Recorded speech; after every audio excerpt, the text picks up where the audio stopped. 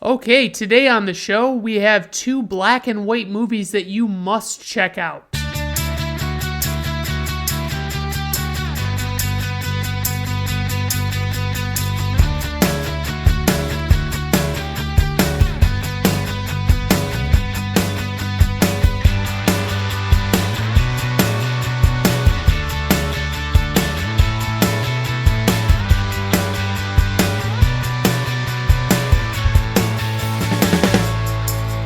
All right, everyone, welcome to Brandon at Random Reviews. I am your host, Brandon Griffiths. Thank you for tuning in. I do appreciate it. We've got a couple of black and white movies, as I mentioned today, that I'd like to see you check out. They're also known as monochrome movies, if you want to be a pretentious douche about it. So before we get into those, though, I do want to talk about, I've mentioned my weight loss on the show in the past, and I've had my struggles because usually for me, it's a very large swing from one weight to the other, so the high end, I'll be in like the 230s, and then in the low end, I'm in like the 150s. So there are a lot of repercussions for that, and what has happened is because I've done that so many times where I've lost and gained weight, I've held on to my clothes each time so that I don't have to bankrupt myself because I have no self-control and can't eat in moderation. I have all these clothes on hand, and what I noticed this time happening was, I have like a full dresser of these older clothes that are the smaller sizes, right? This happened to be right at about summertime when I was switching into these smaller clothes, so I had all my shorts, and I have like a lot of pairs of shorts from that size range, and so the hardest part about that is it's like I don't want to bankrupt myself every time I lose weight, but the shorts that I was in before I lost weight the first time were baggy cargo shorts and things like that, and it's like it's not a good look. They feel really sloppy on me. They don't really look right. They just, all in all, they're not very great. So I'm kind of looking towards, investing a little bit of money and getting some decent fitting shorts so I don't look like a slob out there. But I also have to be realistic, I have to consider the fact that it's very possible that I might gain the weight back.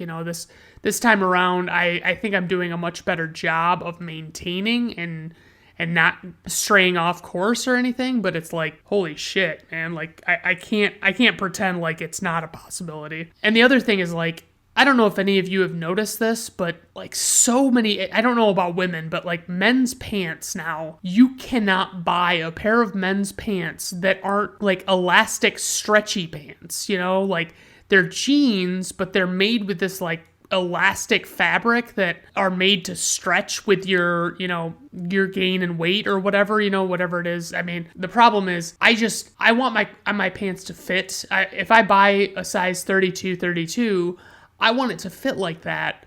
I don't want, if I'm really a 36, I don't want to be able to fit into a 32 and say that I can fit into a 32 just because, So it's a little ridiculous, but like luckily a lot of the hoodies that I have when winter rolls around, assuming that I haven't put a lot of the weight back on or anything, are, they're smaller hoodies, and they'll fit. I've only been buying larger hoodies recently, but there are some old ones that I have that I still really enjoy and really would like to be able to wear. I do find it funny though, like my t-shirt collection. So pretty much, it's probably not right, but like I wear pretty much the same exact size t-shirts all the time, no matter what weight I'm at.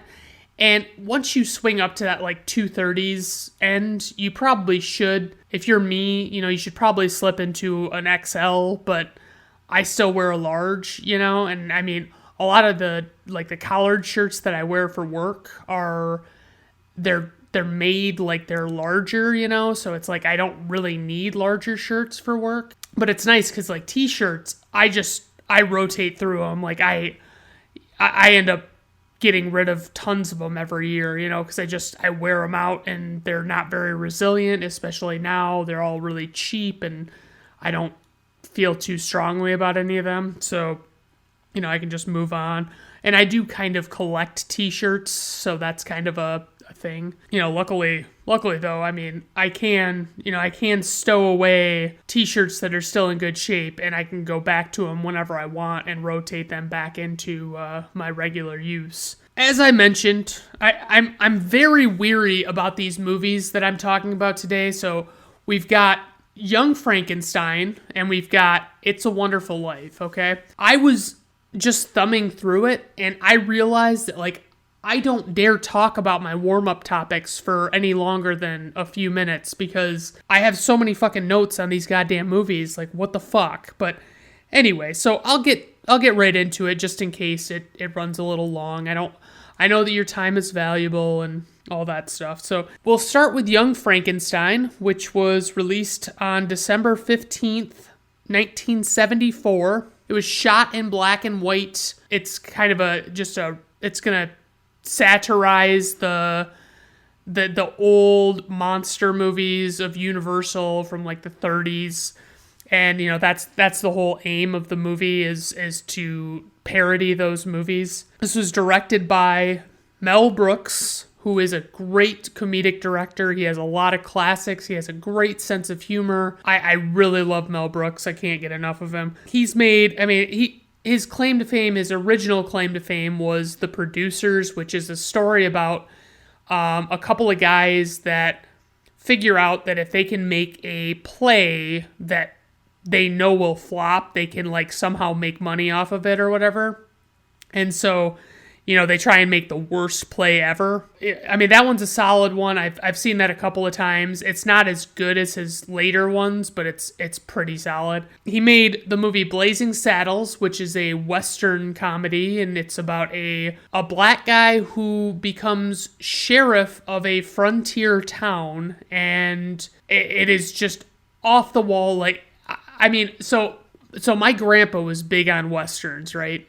I should say it's on my mom's side. It was that grandpa, and he had always been into Westerns, and my grandma was always kind of along for the ride. I don't know if she liked them quite as much as he liked them, but she seemed to like them okay. And so one day I was at their house, and they were flipping through the cable guide or the satellite guide, and it was my grandpa was rolling by and he saw Blazing Saddles and he just kind of kept going. And I was like, whoa, hold on. I was like, we haven't been seeing anything. I was like, I think you guys should put it on Blazing Saddles. And I had them put it on this movie, and my grandma was my grandpa and grandma were just fucking laughing so hysterically at this fucking movie. It's got so many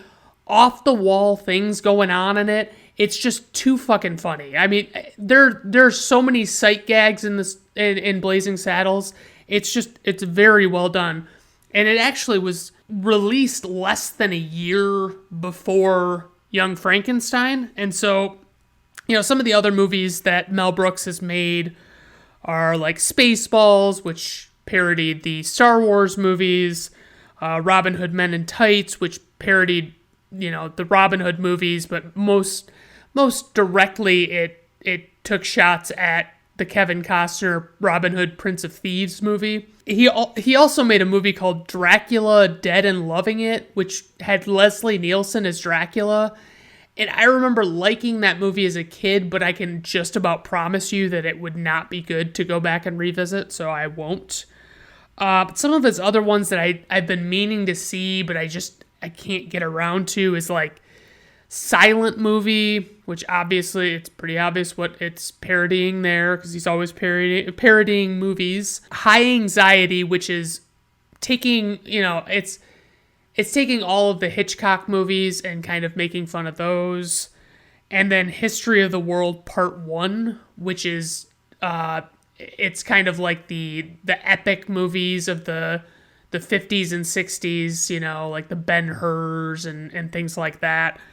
I think I started watching High Anxiety, and it actually, I think, stars Mel Brooks, which I like Mel Brooks and I like him when he's in bit parts in movies, but I don't know if I want to watch an entire movie that stars Mel Brooks. So that's kind of a struggle for me. So I didn't end up watching all of that one, but maybe I'll go back and revisit. Who knows? So the writers of this movie were Mel Brooks and Gene Wilder. Gene Wilder, I would say, was the bigger contributor.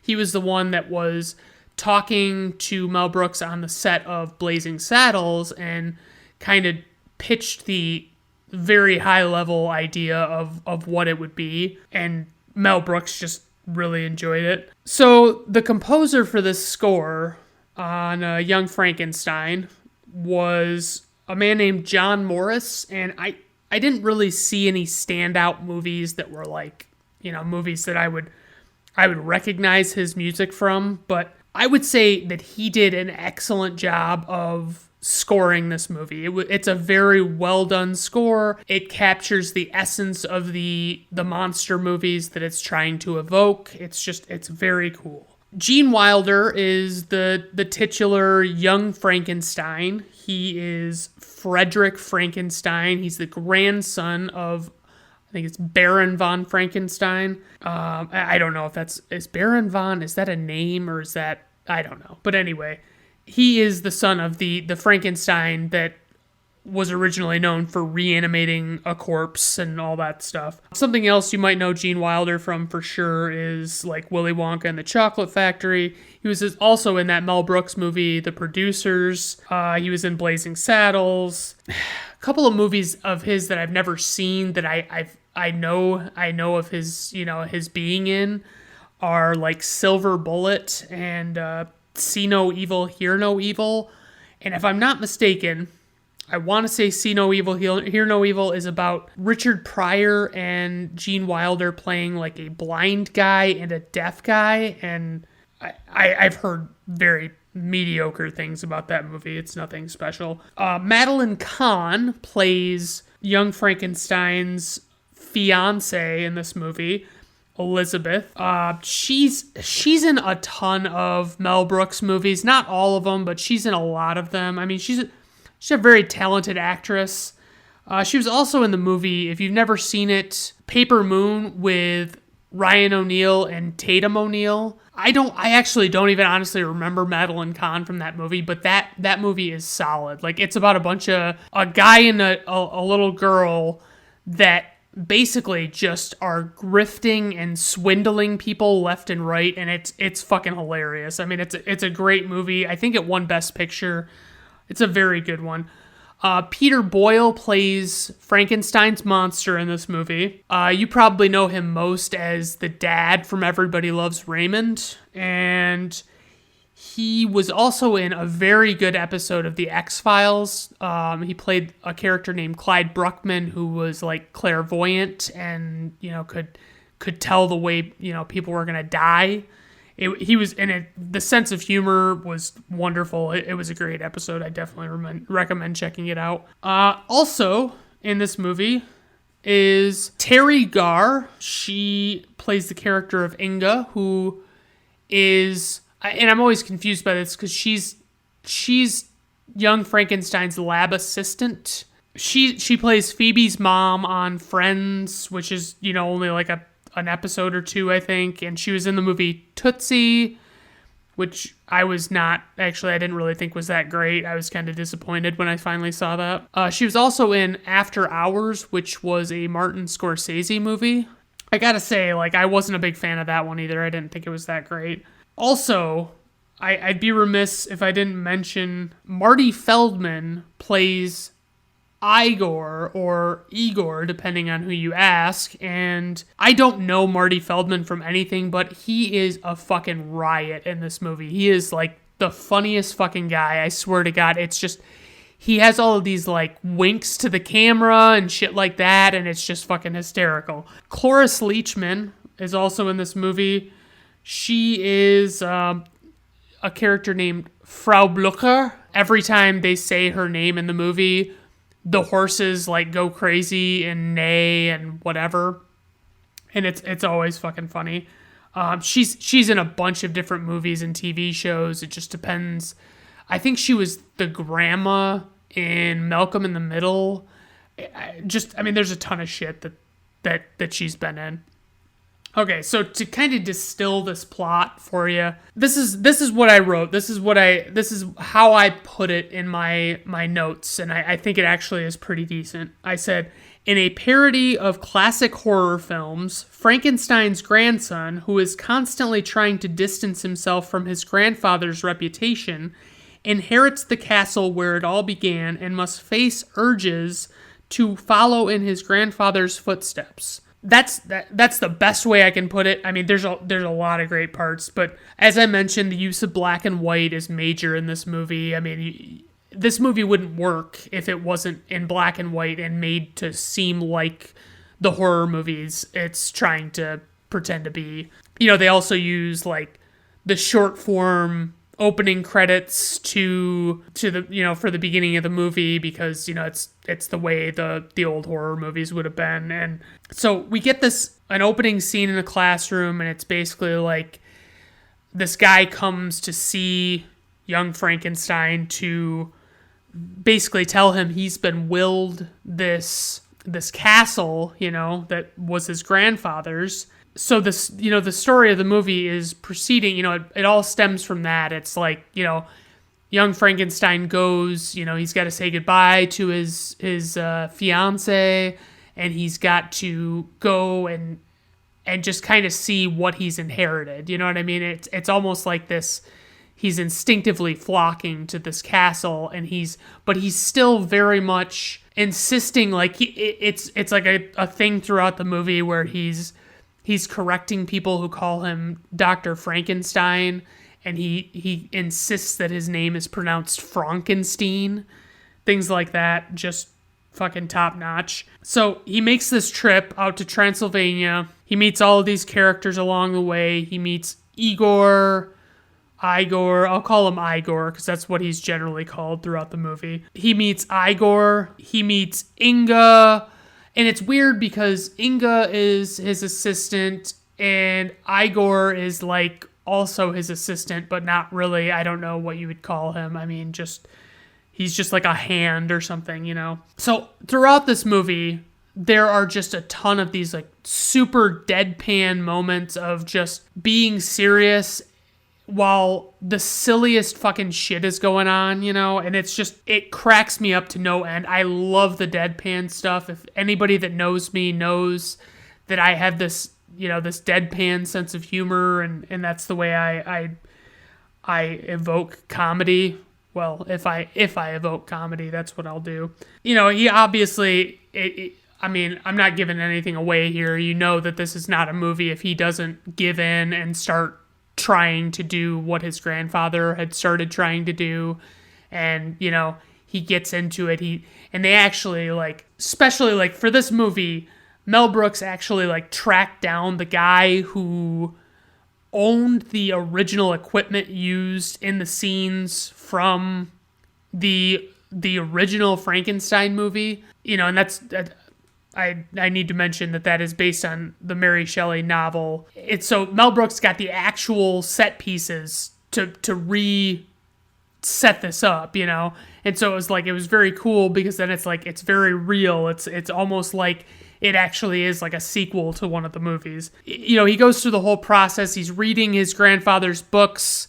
He's figuring out how to do it, and it's just like it's all very. There's a lot of very funny scenes. There's a scene with where they've got to get behind this secret passage behind this bookcase, and it's this very great physical comedy scene, and so Gene Wilder and Terry Garr are trying to make this bookcase work, and it just does not work out super well for him. There's also there's a lot of scenes, but like the scene that stands out most in this movie that is the ultimate, if you've heard of anything from this movie, this is it. And that's the scene where he has reanimated the corpse and he is trying to convince people that he is, the corpse is not dangerous and that it can do all of these human things, and they do this bit of like the song Putting on the Ritz, And, so Gene Wilder is singing his half of the song, and then Peter Boyle is dancing with him and singing the occasional line, and and it's incoherent rambling of nonsense that Peter Boyle does, he just, that's what he fucking says. But yeah, so I mean, I gotta say with this movie, you get a lot of, the writing is spectacular. I mean, I can't believe, so apparently, according to what I've read about this movie actually was originally almost twice as long as what it ended up being when it was released theatrically. And they had to cut so much crap because they said basically one joke would work and then the next 3 jokes would fall flat, and it was fucking terrible. It was just really, really bad. But I mean, they were clearly trying to get everything they could think of on screen, and they did a solid job cutting it down to what needed to be on screen. Obviously, so not only did they do the credits and the music and the black and white, but they also did, the transitions and things, they did the iris transitions or the wipes or whatever, the lighting, the different sets, like I mentioned, they did a lot of cool stuff. And I put etc. at the end of this little list of things that I was talking about. And by the way, in case you don't know, it's ETC period. If you see that at the end of a list, that means etc., and it's from the Latin word etc. It means basically it would take the place of saying and other similar things or and so forth or whatever. Basically just more from that realm of things, right? I just wanted to put, because a lot of people say etc. but it's et space CETERA, etc. It's just a fun little fact. I love to spread knowledge to the masses. I had to make sure I was actually correct in my assumptions about that, but it worked out pretty good. There are so many quotable scenes in this movie. There's the walk this way, which, by the way, so I read a little piece of trivia on this, and it said that Aerosmith was in the middle of recording and they decided to take a break one night and go see this movie, so they go and see Young Frankenstein, and then apparently they come back and the next morning they wrote Walk This Way.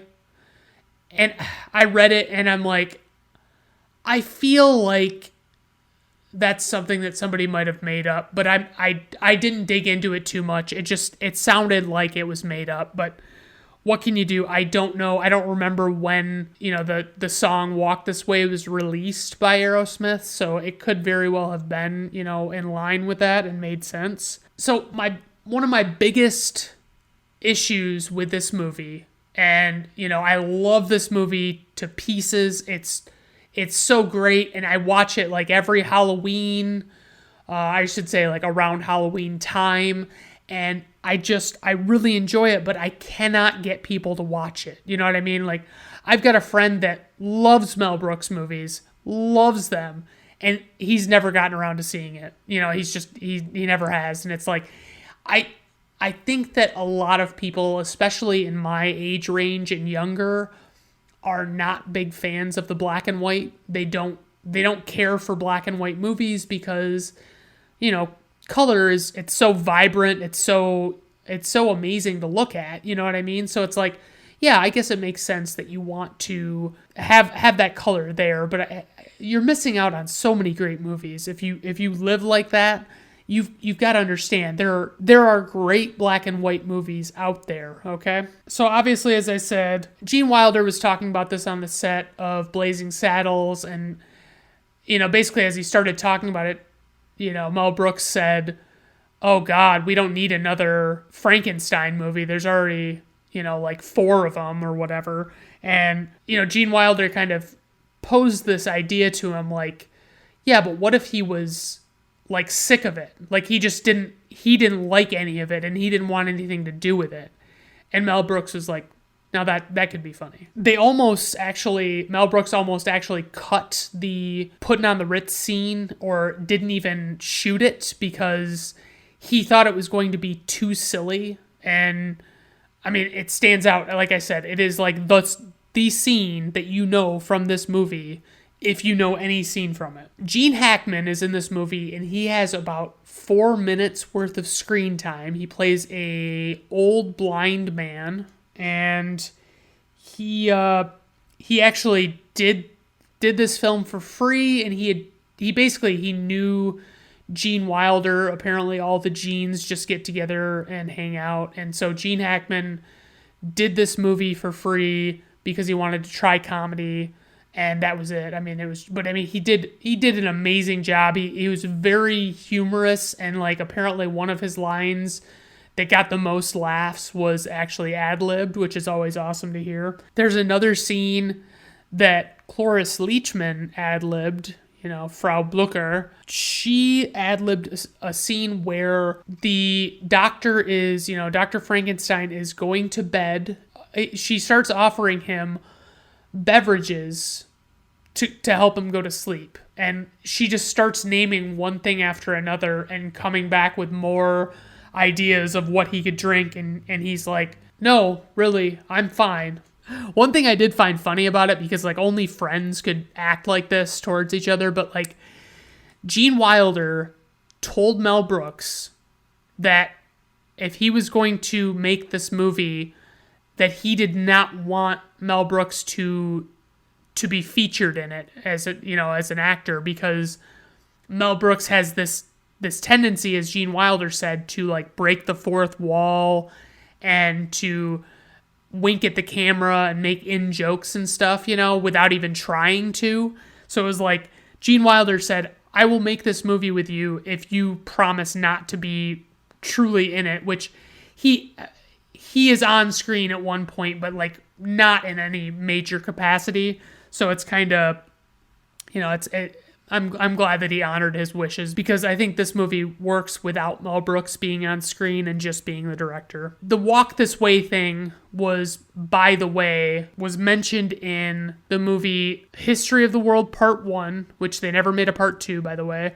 And it was in the movie Robin Hood Men in Tights. They made like the same Walk This Way joke, because it's like, Igor is like hunched over walking with a cane, and he says, walk this way, and like points him in the direction, and then looks back and says, go on, walk this way. And then he hands him the cane, and Dr. Frankenstein walks after him, the same way Igor just walked. It's silly, but it's funny. I didn't include him in the cast list, but Kenneth Mars, I only know him from this movie and the producers. He agreed, like basically they cast him in this movie after he agreed to play a character who would be wearing an eye patch that had a monocle over top of the eye patch. So like effectively a useless monocle, and it was just like, it was so ridiculous. They just had to have it. The runtime of this movie is 105 minutes.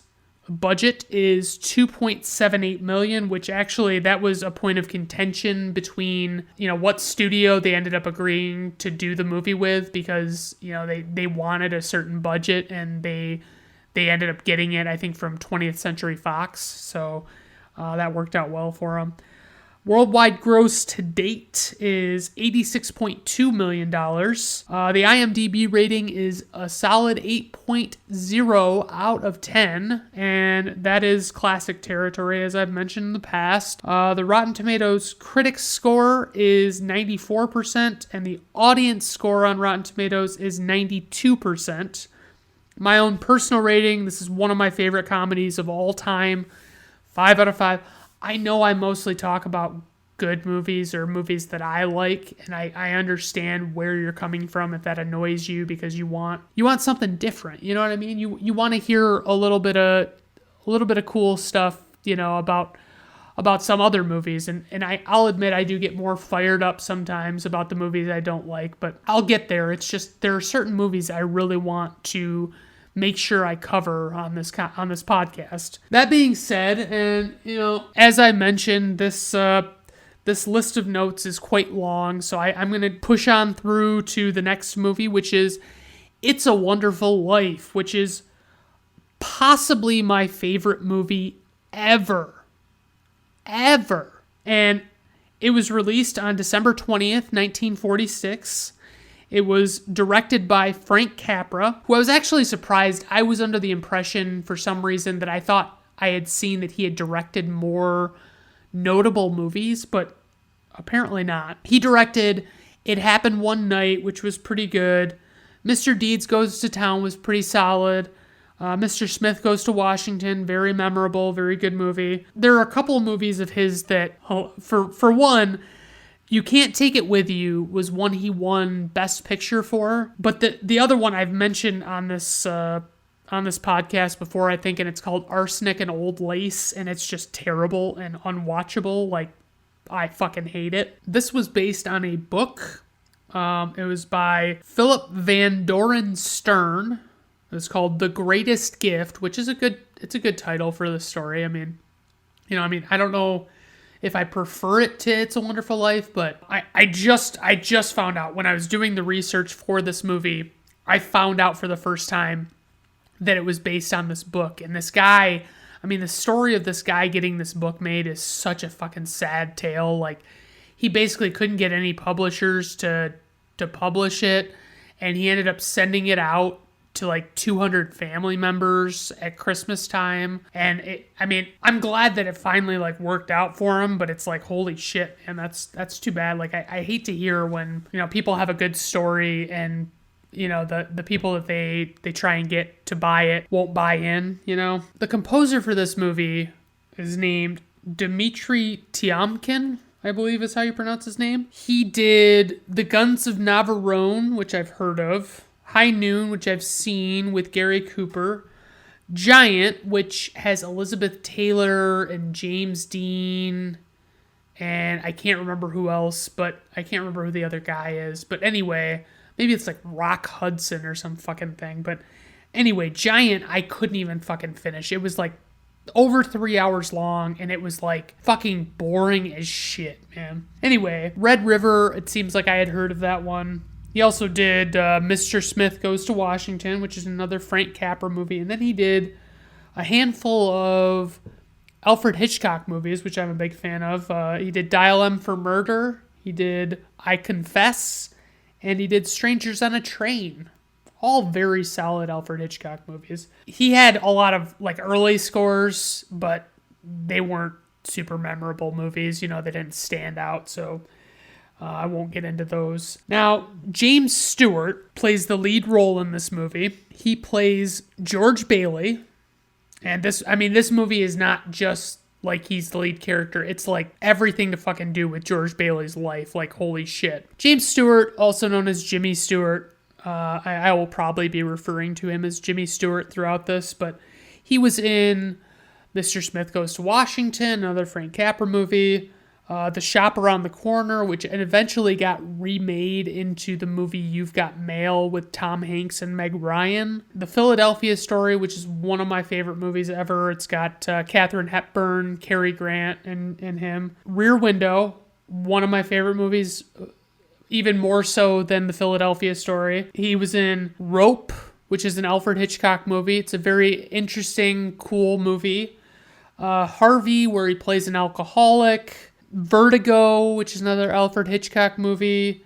The Man from Laramie, which is a Western. The Spirit of St. Louis, where he plays aviator Charles Lindbergh, and he does the flight across the Atlantic, the first one ever. And then How the West Was Won is one that I bought thinking, oh my god, there's so many good people in this fucking movie. How could I possibly pass this up? And it is yet another one of those ones that it's like the testament to why you shouldn't buy a movie without having seen it first. It's just a very bad idea. Alongside Jimmy Stewart, in a much smaller capacity, is Donna Reed, who plays Mary Hatch / Mary Bailey. Spoiler alert, she marries George Bailey. I find it strange that she's not really in... I tried, because I have such a crush on Donna Reed in It's a Wonderful Life, that I I've always tried to track down more movies I could watch with her, but she's really not in very many that stand out as like well-rated movies or anything. I mean, she had her own show called The Donna Reed Show. I don't even know what that was, if it was a talk show or a variety show or what. Apparently she was on Dallas, and so I posted something about my Donna Reed crush on Facebook, and my friend's dad commented on the post, and he's big on like old TV or older TV, I should say, and he basically told me this big long story about her getting cast on Dallas, and he basically painted her in a very negative light because it was like she hadn't done well.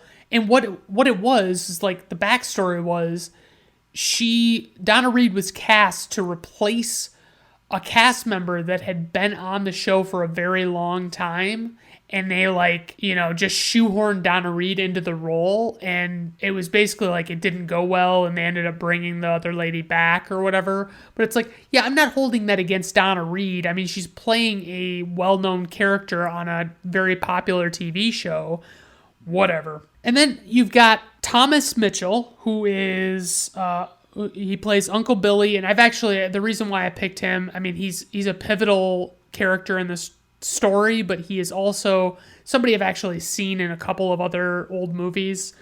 He was in Stagecoach with, I think, John Wayne, High Noon with Gary Cooper, as I mentioned, that I've seen, and he was in Mr. Smith Goes to Washington. So there are a lot of connections to Mr. Smith Goes to Washington for...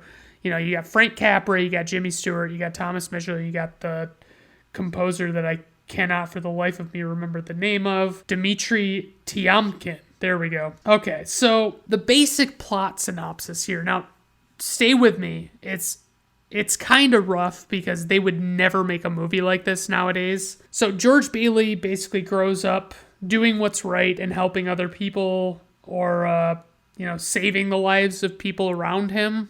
His guardian angel at the very beginning of the movie is basically introduced to his life because George is like contemplating suicide. It's a pretty grim fucking thing, but it's like, okay.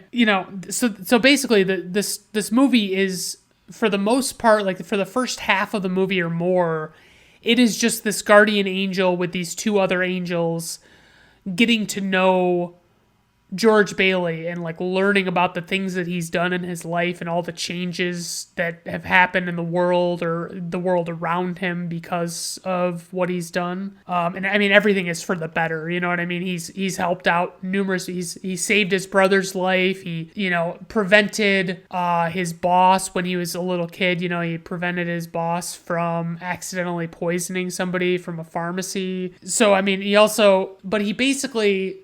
The theme of the movie is that he sacrifices much of his personal life to help other people out. You know what I mean? And it's a very awesome thing to make a movie about. You know what I mean? To promote that altruistic behavior is huge. You get a lot of famous scenes in this movie. I mean, one of the bigger ones that I always think of is like they have a dance at this, basically it's like a gymnasium that has this experimental thing where it's like the actual swimming pool is underneath this retractable floor for the high school, right? And so, there's this big scene with this, they open up the floor accidentally or on purpose, but like they open up the floor and, a bunch of people that are dancing start falling into the pool and blah, blah, blah. And then like right after that, you get like probably the most famous scene of the movie, which is the scene where George and Mary are walking home from the dance and things are getting really romantic. And, George says, and I apologize for this impression. It used to be a lot better than it is now, but ever since I had the throat damage from the hospital, blah, blah, blah. George says this line to Mary. He says, "What did you want, Mary? Was it the moon? Say the word and I'll throw a lasso around it and pull it down." He says that, and it's like he clearly is into her, But then it's like he couldn't, I don't know, it's very strange. But anyway, so George and Mary eventually get married, and they there's, this is set during about the time of like the stock market crash, and there's a bank run and all this stuff going on. It's a very pivotal scene. It's very memorable. Potter is the evil old man that's like the richest man in town, and he's just an awful human being, and he doesn't care about anybody but himself, I think I remember seeing there was an SNL sketch with Dana Carvey, because Dana Carvey could do a Jimmy Stewart impression, and like they go back and they like beat the shit out of old man Potter because he's like basically the cause of all the woes in this movie. You got George and Mary's wedding night where, they're in this, rundown old house that they're going to live in now. Basically just the entire movie you're watching George help people, he's putting his neck on the line for other people and not, he's not getting anything back for it, you know what I mean? And so it's like you feel for him. He's just doing the right thing, you know what I mean? He's not being selfish, and he's being a good guy. And obviously, I'd be remiss if I didn't mention Uncle Billy, George's Uncle Billy, is a dumb fuck piece of shit and loses like $8,000 in this movie, which is and I didn't look this up, but I'm confident that $8,000 by 1946 standards would be close to $11 billion by 2022 standards, adjusted for inflation. So yeah, I mean, fuck you, Uncle Billy, and your irresponsible horse shit. Which, by the way, look up The Onion on YouTube. Look up their review of It's a Wonderful Life, and I think his name's Peter K. Rosenthal, and he talks about this movie. It's highly enjoyable. I strongly recommend that.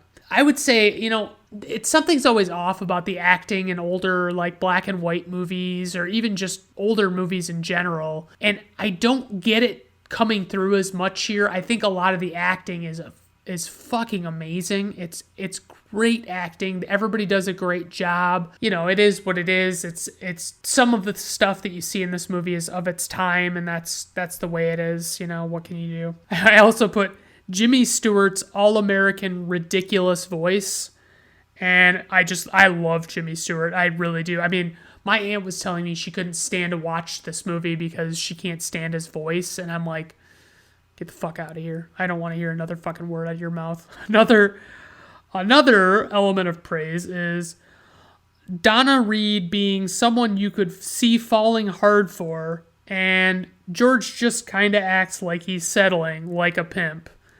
So, there's that. Promotes an altruistic lifestyle, giving back to people, doing the right thing, doing it just for a fuck ton of different people that are, to a greater and to a lesser degree involved in your life. You know what I mean? Like, you're doing something for them. You know what I mean? Just to promote the greater good. So there are a lot of great moments throughout this movie. There are some very gripping, serious moments. Like, there is the scene, as I mentioned, George is contemplating suicide.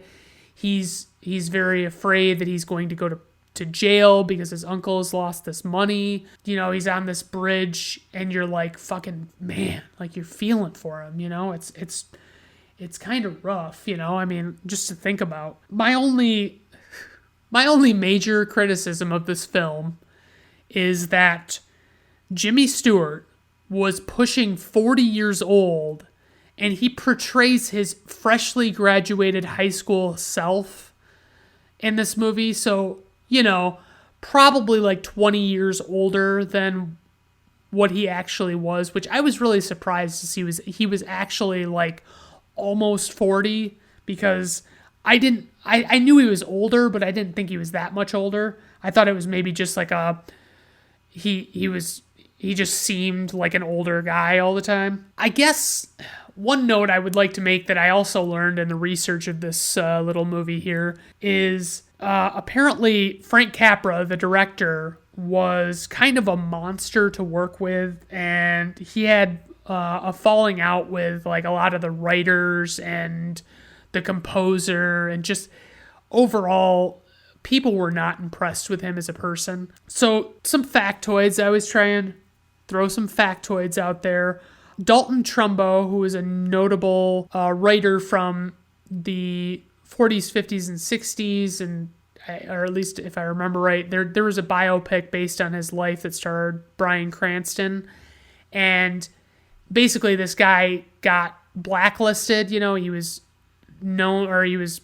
accused of having communist sympathies, and so he was a great writer. He wrote a lot of great movies, and I mean, look him up sometime. Dalton Trumbo. He actually worked on a version of this movie, and in this version of the movie, Trumbo had the story originally making George be a politician, and then he was contemplating suicide after losing an election. And then the angel, Clarence is the name of the guardian angel, he actually shows George what his life would be like if he went into business instead of politics, which would not be very profound. You know what I mean? It would not be, I mean, especially like as far as standing the test of time, like I'm sure people felt pretty shitty about politicians then too, but like right now, if you tried to tell me like, oh yeah, I'm gonna pitch a movie to you where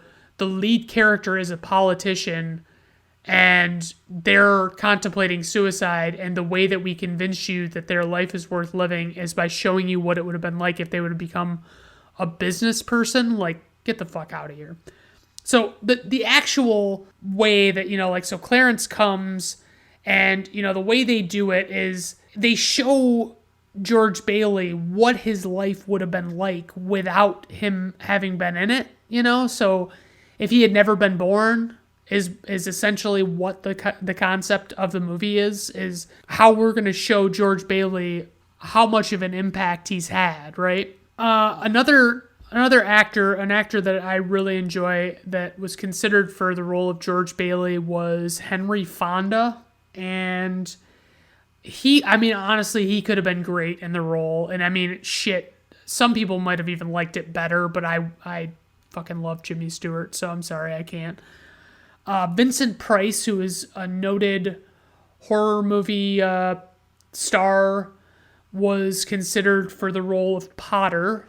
And one interesting little tidbit. So this movie is set during, you know, some parts are set during Christmas time. And so it has become a bit of a Christmas movie. The snow that they used on this movie was made from water, soap flakes, foamite, which apparently is like in like a lot of fire extinguishers and stuff, and then sugar. And that's what they used to create the stuff that looked like snow. And I thought that was pretty cool. They said that they used to use uncooked cornflakes, and they used them, and like they would have to, you know, they would crunch when you walked on them, so that every time you had a scene in the snow, you had to you had to dub over the things that the people said because you couldn't understand them, which is outrageous to me. But it is what it is. So this movie had a runtime of 131 minutes. I'm assuming these numbers are adjusted for inflation because there's no fucking way they cost this much. But this movie had a $3.18 million budget, and the worldwide gross to date was $3.3 million. So here's the thing about this movie. This movie was largely unsuccessful upon release, and then there was basically a lapse in the rights to the movie, and so a lot of networks started showing this movie on their channels around Christmas time because it was, you know, it was like it either didn't cost them anything or it didn't cost them much or whatever. So this movie actually became very successful because of the fact that it was, you know, somebody let the rights lapse on it. And, I mean, it could have just never, you might have just never heard of it if that hadn't happened. The IMDb rating for this movie is 8.6 out of 10. The Rotten Tomato critics score is 94%. The Rotten Tomato audience score is 95%. My own personal rating is 5 out of 5 stars, although if I were allowed to and not bound by earthly rules, I would rate it higher than 5 out of 5 stars because it's that fucking good. I love it. It's great. My only regret in this review is that I couldn't do more Jimmy Stewart impressions because I just am not that good at it anymore, and I couldn't live with myself if I had to hear myself because I know I'm going to listen to this podcast later and it's going to sound not like I want it to anyway. So thanks everybody for tuning in. I do appreciate it. And I know I say that every episode, and it might sound like I'm just saying it to say it, but it's true. I really do appreciate it. Although I do this for fun, I really have a good time making it, and I want people to enjoy what I do. You know, I want people to have fun like I'm having fun making these episodes. So thank you very much. Obviously, as always, pitch me your ideas for what you'd like to see covered on this podcast. Pitch me some movies that maybe you don't think I've seen, because I'd like to do more movies that I've never seen, but I've kind of run that well so dry lately that I'm just kind of like apprehensive about trying movies because I haven't been impressed with a lot of new movies recently. So, all right, everyone, thank you for your time. Have a good day.